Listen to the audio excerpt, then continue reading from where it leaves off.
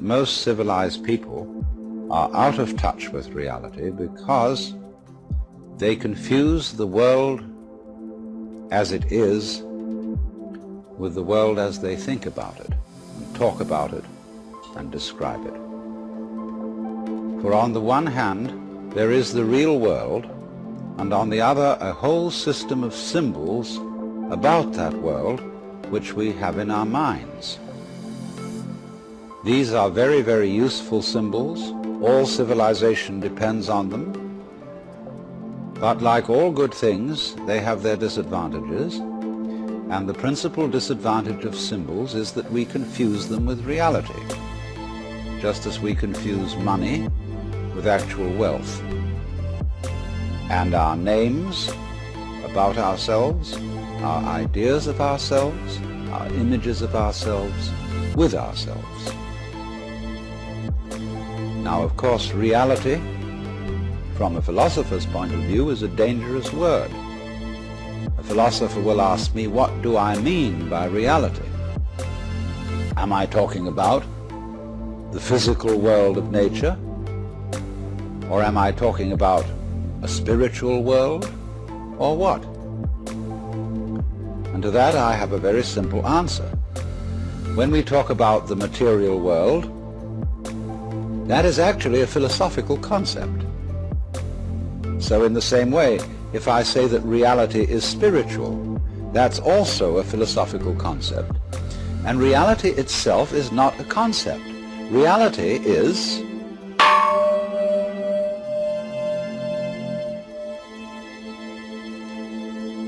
and we won't give it a name.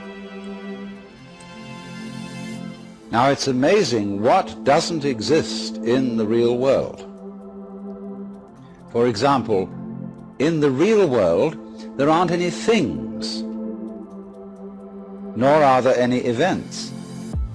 That doesn't mean to say that the real world is a perfectly featureless blank. It means that it is a marvelous system of wiggles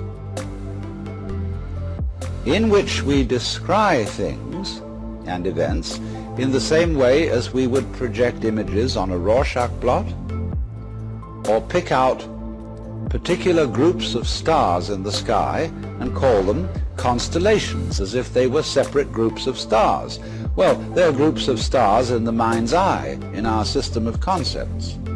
They are not out there as constellations already grouped in the sky.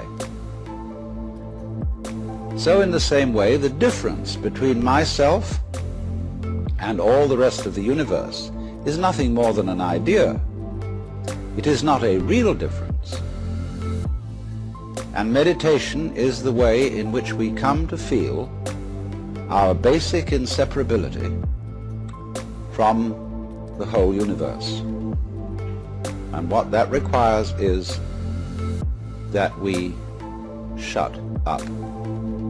That is to say, that we become interiorly silent and cease from the interminable chatter that goes on inside our skulls.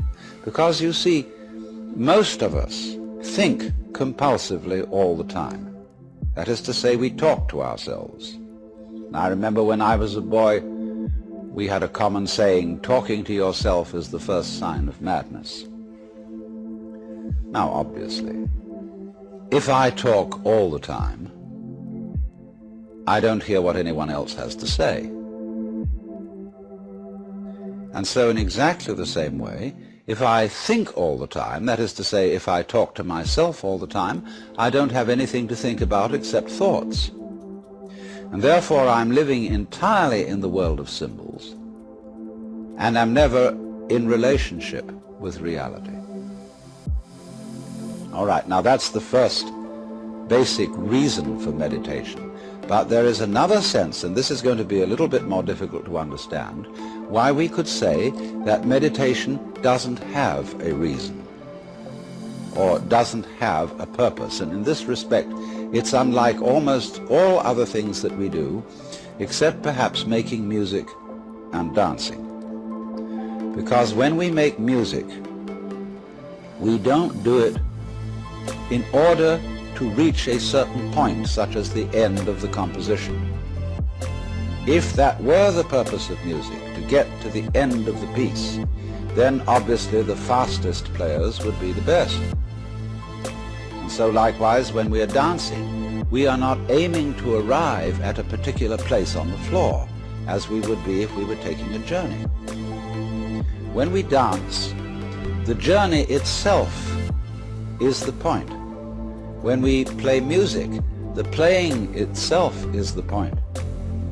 And exactly the same thing is true in meditation. Meditation is the discovery that the point of life is always arrived at in the immediate moment. And therefore, if you meditate for an ulterior motive, that is to say, to improve your mind, to improve your character, to be more efficient in life, you've got your eye on the future and you are not meditating. Because the future is a concept. It doesn't exist. As the proverb says, tomorrow never comes. There is no such thing as tomorrow. There never will be, because time is always now. And that's one of the things we discover when we stop talking to ourselves and stop thinking. We find there is only a present, only an eternal now. So it's funny then, isn't it, that one meditates for no reason at all, except we could say for the enjoyment of it. And here I would interpose the essential principle that meditation is supposed to be fun. It's not something you do as a grim duty. The trouble with religion, as we know it, is that it is so mixed up with grim duties.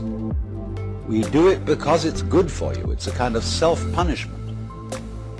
Well, meditation, when correctly done, has nothing to do with all that. It's a kind of digging the present. It's a kind of grooving with the eternal now. And brings us into a state of peace where we can understand that the point of life, the place where it's at, is simply here and now.